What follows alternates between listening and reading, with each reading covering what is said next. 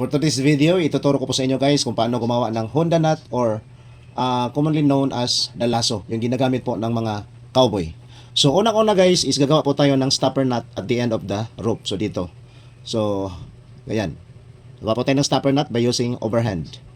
So yan, yung right nasa ilalim po. Then ipasok po natin sa loop ang ating end of the rope.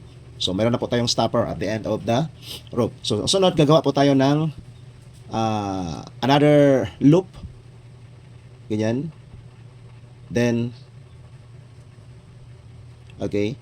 So ipapasok po natin ito sa ating loop at yung end of the rope ipapasok po natin dito sa ating loop. Ganyan. Tapos ito ipapasok natin dito. Okay.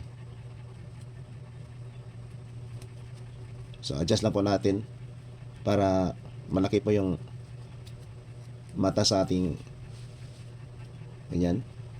So medyo malaki-laki po yung mata niya, yung loop. Then pagkatapos guys, itong ating bite ipapasok po natin dito. Ganyan. So here we go. Our lasso. Ito po ang ginagamit ng ating mga cowboy sa paglalaso po ng mga animals. Yan, ganyan. Thank you for watching.